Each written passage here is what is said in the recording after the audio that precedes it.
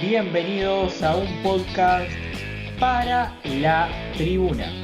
En este espacio, mi compañero Franco Faúndez y quien les habla, Nicolás Fonseca, plantearemos una pregunta por episodio relacionada a la esencia del fútbol como deporte, a la cual intentaremos dar respuesta de forma exhaustiva y detallada a través del análisis y el debate.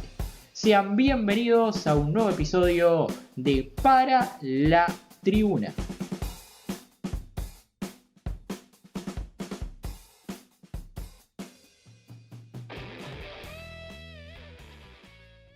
¿Qué hace a un equipo grande?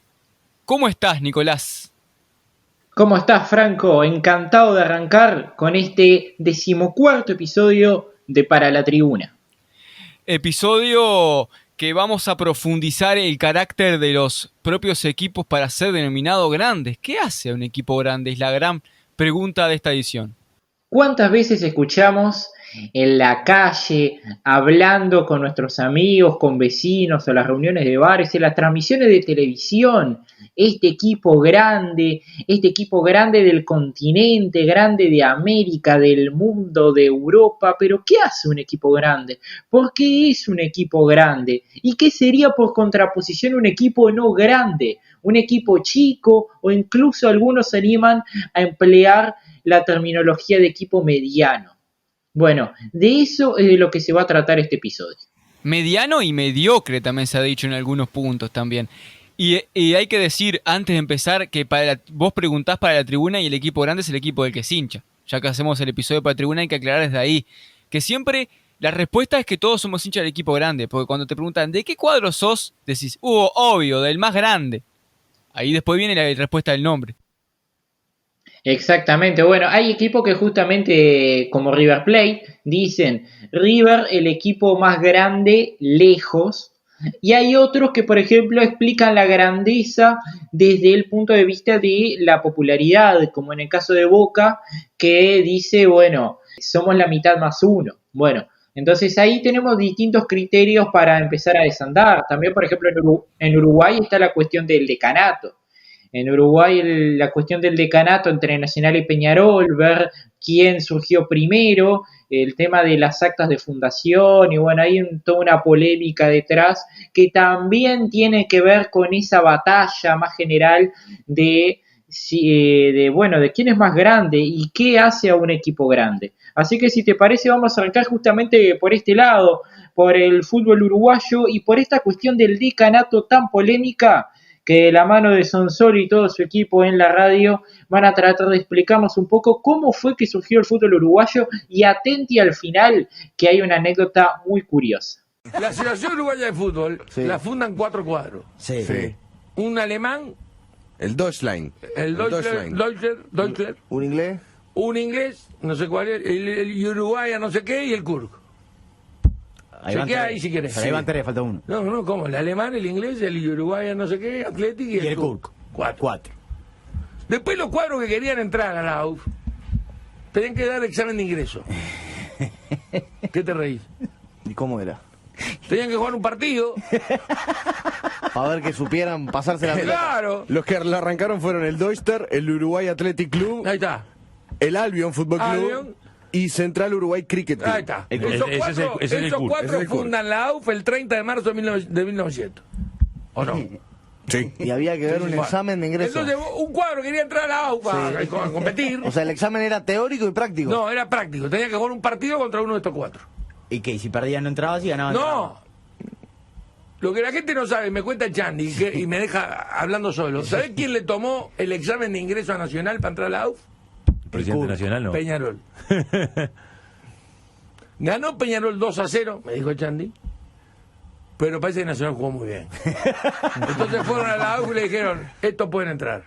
No sé si te esperabas esta noticia, Franco, de que fue Peñarol el que permitió la entrada a la Asociación Uruguaya de Fútbol allá por el año 900 al Club Nacional de Fútbol. Casualmente a Sonsol le contó esa historia a la misma persona que me lo contó a mí.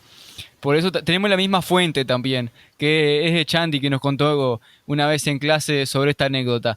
Y Oscar Velo, como quizás a postura de minimizar la cuestión del decanato, como lo haría yo también, lo que dice Belo, se reía mucho y jocosamente le respondía, y es lo que más o menos siempre he pensado con esta cuestión del decanato, que bueno, hay un podcast, en uno de los podcasts anteriores, que cerré justamente hablando de esta cuestión y de esta discusión del decanato justamente, que lleva, sí, entiendo, un trasfondo de la identidad. Cuando hablamos del decanato hablamos de la identidad del club como historia desde su fundación.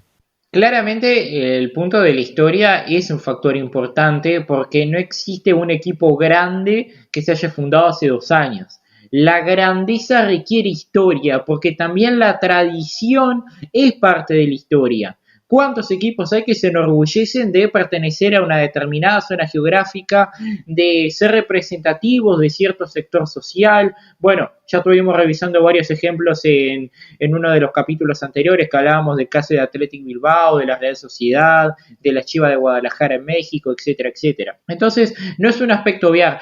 Claramente no es el único punto. Después vamos a hablar del tema de las hinchadas, vamos a hablar del palmarés, de esa terminología del Rey de Copa, le vamos adelantando, pero claramente que la historia, el origen es un factor importante, incluso hasta tal punto que si nos vamos a la rivalidad que existe en la ciudad de La Plata entre Gimnasia y Estudiantes, siempre Estudiantes ha tenido una cantidad enorme, un abanico importante de argumentos que arrostrarle a su tradicional rival a la hora de denostar justamente a su contrincante y de demostrar su superioridad. El tema de las 4 Libertadores ganadas, los campeonatos locales ganados, etcétera, etcétera, etcétera. Pero a su vez Gimnasia, justamente, si hay algo que tiene para responderle a Estudiantes es su antigüedad. Gimnasia es un equipo que surge primero, surge antes que su tradicional rival, que Estudiantes de La Plata. Entonces eso habla también de que no es un aspecto menor, no es un criterio que tenga menor jerarquía que los otros y que debe ser tenido en cuenta cuando hablamos de qué es un equipo grande. Quiero volver al decanato, el tema del fútbol uruguayo y esta discusión interminable del decanato que se ha vuelto, quizás hasta los últimos años, sigue en pie de guerra, por el hecho de que aún se discute por el tema de los trofeos, que es algo que vamos a ver más adelante en uno de los audios. Pero por otro lado, por la parte que vos das el ejemplo de Gimnasia, que es el hecho de la fecha de fundación, hay que decir que el hacerte más viejo o más veterano no te hace más grande. Si la discusión es quién es el más grande, yo creo que se pone el decanato todavía en pie de guerra, repito, por el hecho de la cantidad de suma de trofeos que tiene cada uno dependiendo de esa circunstancia y que cambian mucho. Por esto es que sigue todavía esa dialéctica. Para superar esta dialéctica, vuelvo a repetir lo que dije en los podcasts anteriores.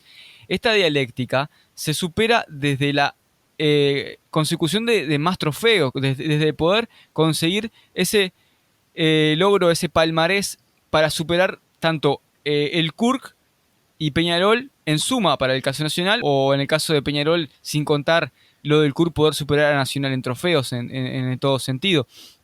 Sin embargo, en cuanto a la cuestión de identitaria de cada club, yo creo que no se forja en esa fecha de fundación y hacerte más veterano. Sí, sirve como un hito ser el equipo más veterano, pero la identidad se juega en el caso de Nacional, por ejemplo, en el desarrollo de lo que fue la identidad en su momento para crecer, como el Club Gaucho o Peñarol, por el tema de la historia de los ferrocarriles. Desde ahí también se forja esa identidad más allá del acta de fundación. Es muy interesante lo que decís, Franco, porque justamente un poco de eso se trata el episodio, ¿no? Por un lado, yo decía, bueno, la historia es un factor importante, obligatorio a la hora de considerar un equipo grande, porque no existe equipo sin historia, esos equipos nuevos que hayan surgido recientemente, que sean grandes, pero a su vez también hay que saberlo poner en la balanza de forma relativa respecto a los demás criterios y saber que justamente la antigüedad no es lo único que te hace grande y que en última instancia quien sea el decano para unos y para otros no cambia, no debería cambiar la ecuación de quién es el más grande, por lo menos únicamente en ese aspecto. Entonces, bueno, hay que saber también poner el peso en la balanza, porque también existen otros criterios como el que vamos a tratar a continuación, y es el tema de la popularidad, de la cantidad de hinchas, de seguidores, de fanáticos que tiene un club, que también es un argumento que sin duda pesa más allá de quién haya surgido primero a la hora de considerar un cuadro grande.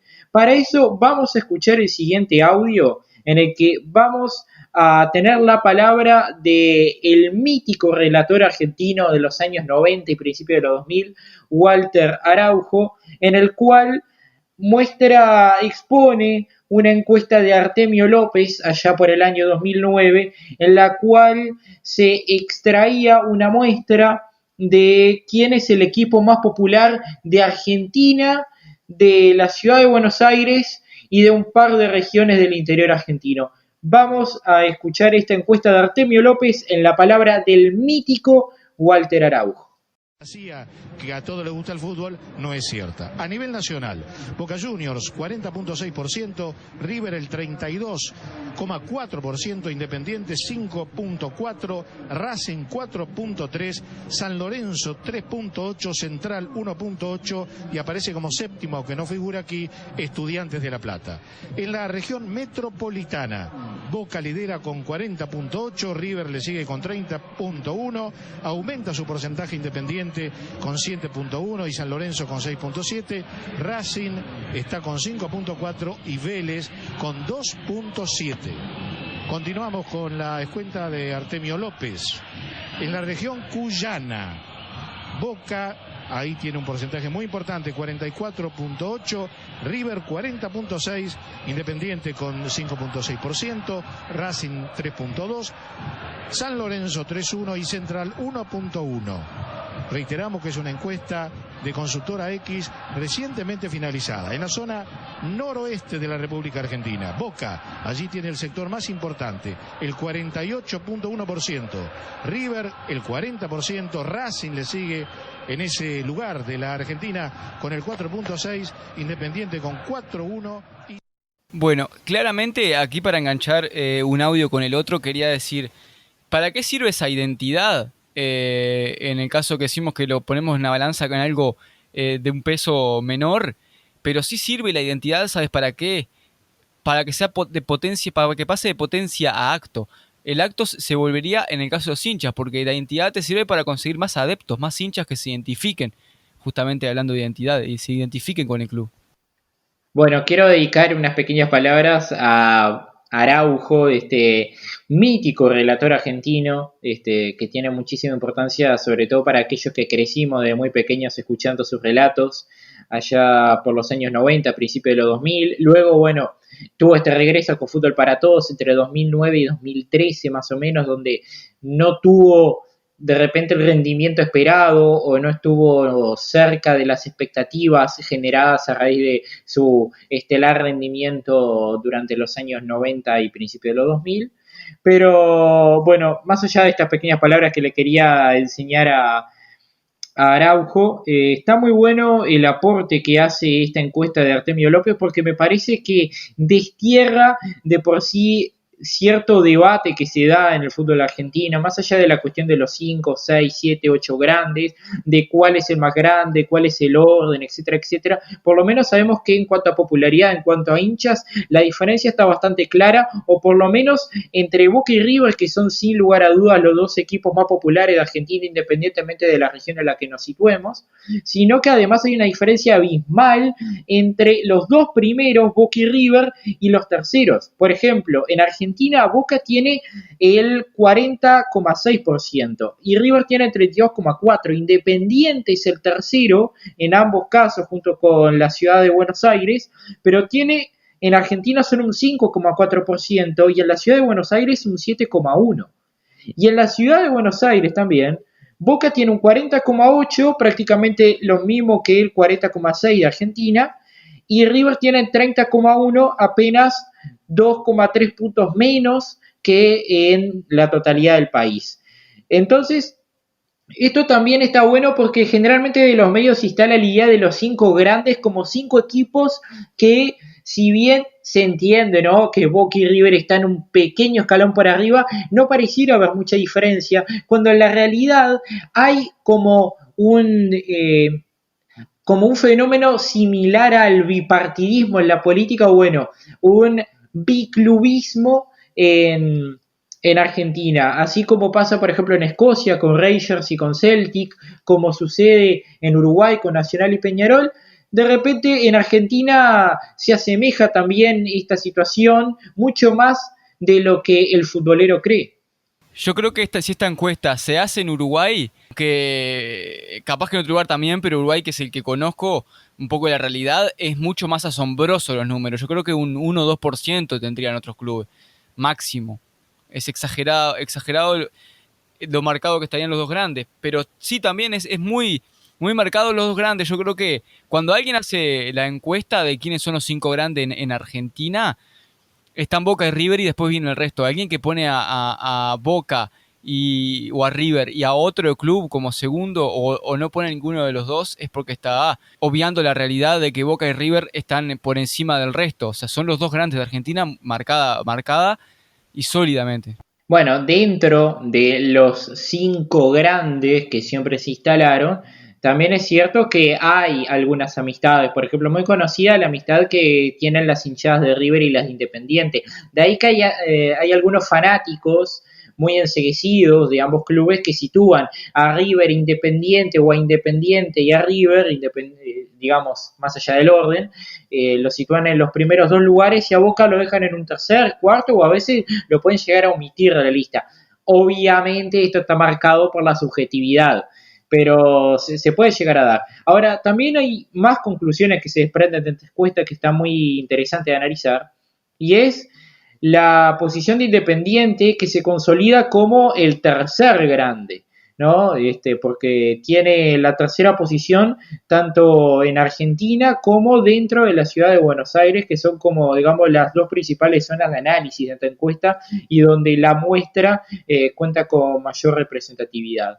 Y después, bueno, en cuarto lugar ya hay un cierto disenso entre ambas muestras porque San Lorenzo aparece como el cuarto equipo más popular de la ciudad de Buenos Aires, mientras que Racing aparece como el cuarto equipo en lo que es el territorio argentino. Y esto ya tiene que ver las diferencias que se extrapolan desde la ciudad hacia lo que es la totalidad del territorio argentino con el hecho de que Racing es un equipo muchísimo más federal que San Lorenzo. Por ejemplo, hay muchos que discuten si Estudiantes debería sentarse en la mesa de los grandes, yo considero que sí, pero se discute por el hecho de que su hinchada está muy concentrada en la ciudad de La Plata o en la provincia de Buenos Aires, en las localidades aledañas a La Plata, y no está tan extendida en el país como sí pasa con Racing. Racing es un equipo de la ciudad de Avellaneda, una ciudad muy numerosa, donde Racing tiene muchos hinchas, pero también se esparce por lo largo y lo ancho del territorio argentino, y esto a veces termina pesando más en la balanza. Fuiste justo la disyuntiva que me sirve como pie para marcar algo que va a enganchar como pie justamente al otro audio, que es hablar de la cuestión de por qué Independiente, por ejemplo, es el tercero y por qué Estudiantes se podría sentar en esta mesa a pesar de que los hinchas de Estudiantes no sean tan federales. Porque hay que también hacer una encuesta de cuando hablamos de hinchas, los hinchas también se juzgan a nivel internacional, que creo que Boca encima ahí hace más diferencia aún todavía por sus copas internacionales, e Independiente hasta rasgaría el segundo puesto ahí a la par de River por el tema también de sus competencias internacionales. Y en esto se juega mucho también la identidad de Estudiantes y por qué si vamos al extranjero, en cuanto a la encuesta de hinchas, Estudiantes se pone en la conversación. Que esto te lleva a partir de los palmarés internacionales, justamente, a diferencia de los locales. Y bueno, y hacia ahí es donde vamos a ir con este tercer audio, este tercer y último audio, en el cual vamos a tratar otro criterio que se debe considerar a la hora de hablar de la grandeza de un club. Hasta ahora hablamos de la historia, de la antigüedad, de la hinchada, dos requisitos importantes, necesarios para considerar un club grande, pero también debemos situar en la balanza el palmarés de los clubes, como justamente decía Franco. Vamos a escuchar en este tercer y último audio un segmento del programa Pasión por el Fútbol emitido por Canal 13 de Argentina durante el 2018, en el cual se da una breve e interesante discusión entre Pagani, Di Stasio y Viñolo acerca de quién es el rey de copas, del peso de las copas y en el marco de la consecución de la Suruga Bank por parte del equipo de Independiente. Vamos a escuchar este segmento de Pagani, Di Stasio y Viñolo por el Canal 13. No hablemos de la Copa Suruga, te lo pido por favor. Perdón, ¿qué no vale? Un no partido vale. donde No se vale. pueden hacer 6 cambios. Sí, está bien. Está bien, son las mismas reglas de los demás. No es fútbol. ¿Cómo? ¿Cómo no? Perdón. No es la regla del fútbol. No vale, El fútbol no se vale pasa- la Suruga. La Suruga No vale. La Suruga No vale. Bank. Sí. Es una copita inventada. Que Es un partido. No, no es inventada, no. Copa que La ya tiene juega campeón 7 de la años. Sudamericana. ¿Qué carajo? 7 años tiene la Copa ya. No puedo. Creo que no vengo más. ¿Usted sabe las copas que cuentan todo el mundo? No vengo más. Juegan un equipo que gana un torneo de segundo orden, Copa Sudamericana, contra un equipo japonés. Sí, y nosotros decimos, bien, ganamos la Copa. No Sí, puedo perdón. lograr. Sí.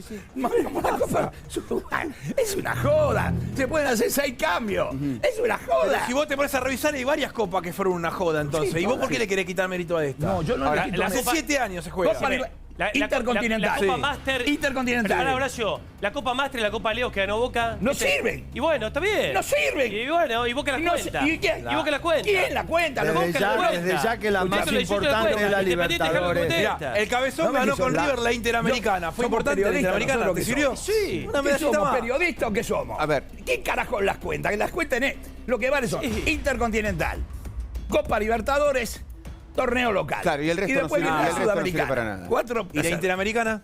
No existe tampoco. ¿Y la Recopa? La Recopa. A ver. ¿De qué? A ver. No, Oscar, vos la jugaste, son un viejo. partido. Para usted, ¿quién es el rey de copa? El rey de Copa. Ah, qué pregunta, ¿eh? A ver. Independiente. El rey de Copa es. Independiente. Si Ay, ganó es así. 7 Libertadores. Boca ganó ganó 6. 3 copas. No, Boca. no. Pará, Rey de pará. Copas es Libertadores. Boca ganó 3 y 6 Libertadores. Independiente ganó 2 y 7 Libertadores. Están parejos. En realidad Boca ganó una más importante. Ay, no me hace Boca mal. ganó 3 El tema intercontinentales. son las Libertadores. Independiente Pero 2. Más allá Son de las que, Libertadores, más allá de la, son 6, Si Boca más la allá- gana este pero, año, pero más lo allá iguala. de la importancia que le des, Esos son los más únicos. Diga allá que lo de la quiero. importancia que le des, la tenés que ganar.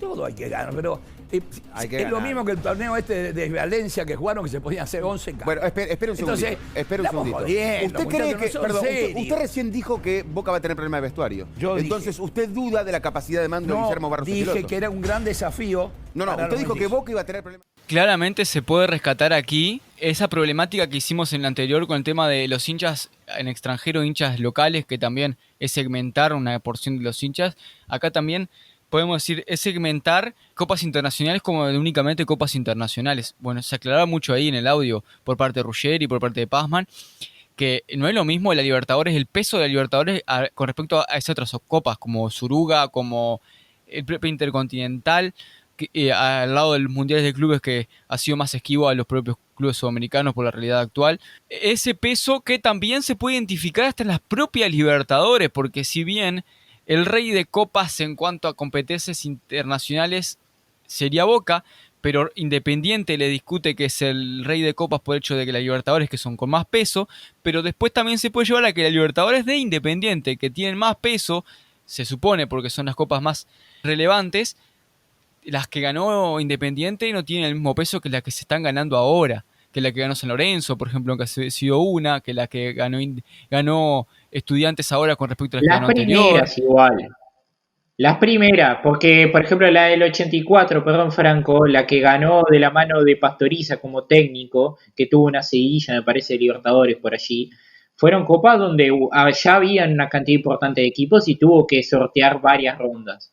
Sí, yo hablo de las primeras esas que eran, aparte de que eran la Copa de Campeones de Sudamérica, o sea, solamente iban los campeones de cada liga, no era una cantidad exorbitante hasta de clubes que hasta que ya es exagerado porque hasta previo a fase de grupos tienen equipos. sino que también entrabas, si salías campeón una edición, en la próxima entrabas en semifinales, o sea, ya jugabas semifinales y final. Sí, en eso es cierto que hay copas como la Libertadores que en sus inicios, bueno, no tuvieron el mismo formato que la actualidad o no tuvieron la misma cantidad de equipos. De repente en la Champions, si bien hubo un cambio de formato, más o menos siempre hubo una cierta cantidad de equipos que le dieron una jerarquía mayor a las primeras ediciones si lo comparamos con la Libertadores. Pero bueno, las copas están ganadas, fueron ganadas en buena ley, están en la vitrina y eso nadie lo discute. Pero justamente esto que vos afirmás, Franco, abre a un nuevo debate y es si valen las copas a un solo partido o esas copas que vos ingresás ya en cuartos, semifinales y que de repente en 2, 3 partidos o a veces directamente jugás la final y ya ganás la copa. Bueno, ¿qué tanta validez tienen? Te hago la pregunta, Franco, porque me parece que es muy interesante traerlo a este episodio. Bueno, como no quiero ser contradictorio, como le doy poco peso a esas primeras Libertadores en las que es cierto, te daba el derecho de ser campeón un año, llegar al otro año con esa facilidad de jugar 3, 4 partidos. También estas copas de que es cierto que la validez de, por ejemplo, jugar una Suruga Bank te la da por ganar una Libertadores, son copas que no suman en lo mismo que sumaría una Copa Libertadores, ni por la popularidad y el prestigio que te da, ni por la regularidad que necesitas. Es mucho menor el peso. Es más, es mucho mayor el peso de las ligas que estas copas. Es como decís vos, las copas a un solo partido, que son de muy pocos partidos, valen menos, claramente, que por ejemplo las Libertadores, las Champions, las Sudamericanas actuales, donde tenés que sortear fases de grupos, varias rondas, y luego llegar a la final y obviamente ganarlas. Pero vale, están en la vitrina y se cuentan. Me parece bastante meritorio haber ganado la Recopa Sudamericana, por ejemplo, la Supercopa de la UEFA, porque te enfrentás al campeón de otra competencia que a esa competencia la ganó con mucho esfuerzo, independientemente de que sea la Copa de Élite o la segunda Copa en jerarquía. Y además, porque, bueno, es un equipo, el que está enfrente, que tiene también una jerarquía muy fuerte y necesitas vos, para llegar a esa definición, haber ganado una copa anteriormente, que generalmente es una copa que tiene una mayor jerarquía justamente que esas recopas, esas supercopas. Por eso, cuando se da la discusión de quién es el rey de copas, Independiente o Boca, muchas veces se suele decir Independiente por eso, porque se le da un mayor peso a la Libertadores, porque si bien las primeras Libertadores Independiente eran de pocos partidos, no eran una sola final, sino que había, como mínimo, había una semifinal y eran, como mínimo, 4 equipos campeones de ligas del continente y además de ligas que solían ser las más poderosas del continente. Estamos hablando de la uruguaya, la brasileña, la argentina y la chilena. Entonces, dentro de lo que es la Copa Libertadores y que hoy pueda tener un mayor valor, también las primeras Copas Libertadores tenían su grave dificultad porque los rivales que estaban encima, si bien eran menos numerosos, eran de bastante peso. Por hablar, por ejemplo, el Santos de Pelé, el Peñarol de Mazurkiewicz, de Spencer, eran grandes rivales. Después, dicho esto, también hay una cuestión de marketing, claramente. Por ejemplo, cuando yo le pregunto a alguien quién es el rey de copa, generalmente se dice Independiente porque Independiente ha elaborado toda una campaña de exposición pública en la cual se asocia a la marca Independiente con el eslogan de rey de copas. Es prácticamente un eslogan del club, que de repente en Boca se habla más de la popularidad, se habla del palmarés de los trofeos, claramente, como todo cuadro grande, pero también se habla de una serie de cosas ajenas a lo que son los títulos, que hace que de repente cuando hablamos exclusivamente de los títulos, la parte de Rey de Copas se la asocia con Independiente, como pasaba, si querés, volvemos a lo que fue el primer audio, con la cuestión del decanato, que se lo suele asociar a Nacional, porque se dice Nacional que es el decano, que Nacional es el primer equipo criollo de América, etcétera, etcétera, siempre haciendo énfasis en el origen, en el surgimiento, que de repente Peñarol no lo hace tanto, Peñarol se enfoca más en el palmarés o en la popularidad, y el esfuerzo por impulsar la idea de Peñarol como el decano del fútbol uruguayo como que es algo más reciente y todavía no con el mismo peso que el de su tradicional rival.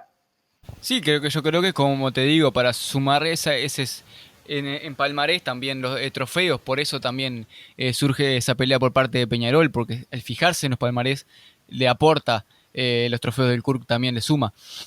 Y en cuanto a lo que decís anterior, yo creo que sí, que se ha hecho un marketing desde el Rey de Copas por parte de Independiente y ha quedado ese adjetivo para el rojo. Pero que Boca ha querido superar esto en el sentido de que también un eslogan que lo tiene estas pocas camisetas atrás, lo tuvo en varias, que creo que empezó justamente con el anterior mandato a Meal, que es el de Rey Mundial de Clubes. ¿Qué asocia para decir Rey Mundial de Clubes? Justamente, soy reconocido a nivel mundial, no solo tengo los trofeos, pero internacionales de todos sentidos, sumando todos. Y en su momento, cuando empezó, era cuando aún el Milan y el Real Madrid no lo habían superado en trofeos internacionales. Y es por esto que la frase no fue Rey de Copas, porque como que la Copa se asocia con el Libertadores, para superar eso puso Rey Mundial de Clubes. Justamente aquí vemos cómo a veces la grandeza de un club, más allá de los méritos hechos en cuanto a antigüedad, en cuanto a popularidad y en cuanto a palmarés, que son los 3 criterios presentados en los audios anteriores, también está asociado a una buena campaña de marketing que imponga determinada idea en el público. No quiero caer en esa famosa frase de miente, que algo quedará, porque hay algo de razón, hay bastante de razón muchas veces en lo que se dice, porque se suele venir acompañado de argumentos, de pruebas, de documentos que certifican esa frase, tanto lo del decanato en cuanto a Nacional y Peñarol, como lo del palmarés de copas en cuanto a Independiente y a Boca. Después, bueno, River también tiene sus argumentos, River es defensor de los méritos que tiene ganar un campeonato local y para ello les recomiendo que vean nuestros anteriores episodios. Hablamos en uno de campeonato local o Copa Internacional, creo que fue el 12º, y allí hablamos de la equivalencia que tenían ambos. Y bueno, cada uno justamente trata de llevar agua para su molino. Por eso me parece bastante oportuno, Franco, si te parece, ir yendo a las conclusiones para demostrar, definir de manera certera, precisa y clara qué hace a un equipo grande. Bueno, también previamente a mi conclusión quería también invitarlos al capítulo que tiene mención a la identidad, en donde hay un audio sobre Darío Stanraiver habla sobre Estudiantes, que también hablamos mucho de esto, analizamos esta parte, si les interesó esta parte de la identidad, que la estamos aclarando un poco con el tema de la discusión del decanato y de parte también de la parte marketinera, que es esa narrativa subjetiva por parte del hincha o narrativa subjetiva para obtener hinchas, adeptos nuevos por parte del marketing. Y ahora sí, en cuanto a la conclusión y la pregunta de ¿qué hace a un equipo grande? Para mí, primero, un equipo grande se hace desde la propia historia y es lo que lo hace, la historia. ¿Qué hace un equipo grande? La historia es la respuesta, si me decís en 2 palabras, la historia. Después, ¿esa historia de qué está compuesta? Está compuesta de la identidad como fundación o como idea o como club, la popularidad que tuvo a través de esa identidad y los palmarés que a través de largo de esa historia obtuvo. Mi razonamiento, mi conclusión va a ir bastante de la mano, va a tener bastante de parecido a lo que puso Franco, porque me parece que la idea va por ahí de lo que es un equipo grande. ¿Qué hace un equipo grande? ¿Y lo hace su historia? Sí, claro, por supuesto. Hasta me animaría a decir que es la base de todo. Vos no podés ser un equipo grande sin tener historia. Pero no es lo único, ni lo más importante. Porque además de tener historia, también tenés que tener popularidad, tenés que ser querido, tenés que tener una buena cantidad de simpatizantes distribuidos no solamente en tu localidad, no solamente en una región geográfica cercana, sino también extendido a lo largo de un país o a lo largo de un continente, o incluso también puedes tener una base de hinchas a nivel mundial, como sucede hoy en día con los principales equipos europeos. Pero también es importante tener un buen palmarés. Un equipo grande no es un equipo que tiene un montón de hinchas que lo acompañan a todos lados, que llena la cancha todos los fines de semana, que es el primer equipo, que es el decano del fútbol de su país, de América o del mundo, sino también es un equipo que le da alegrías a sus aficionados y que les da motivos para luego las discusiones con los rivales poder demostrar, mira, yo soy el equipo grande o yo soy más grande que vos. Entonces forma todo un entramado donde evidentemente la grandeza se mide como un resultado de toda esa suma de factores, y cuando armamos una tabla de quién es más grande que los demás, generalmente tenemos que medir muy minuciosamente todos los criterios, si primero los cumplen, luego en qué grado uno los cumple más que otro, luego si vamos hilando aún más fino tenemos que adentrarnos en los criterios y ver esa historia. Bueno, vos como institución, en el caso de Peñarol, surgiste en 1891, surgiste en 1913, en 1915, en el caso del palmarés pesan más las copas locales, las copas internacionales, ¿qué copas internacionales predominan en tu palmarés o no? Por eso es que esta discusión es interminable y va a seguir por siempre existiendo, y eso es lo mejor de todo, porque ¿qué sería del fútbol sin una buena discusión entre amigos?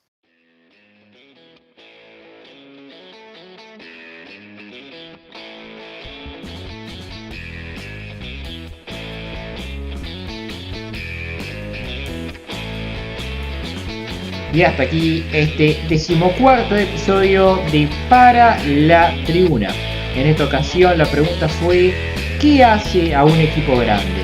Bueno, esperamos que hayamos podido responder a este interrogante, y si es así, los invito a que nos sigan en Spotify, en Apple Podcast, en Google Podcast y en YouTube. En esas 4 plataformas estamos subiendo semanalmente, todos los martes, de forma devota y religiosa, cada uno de los episodios de este podcast.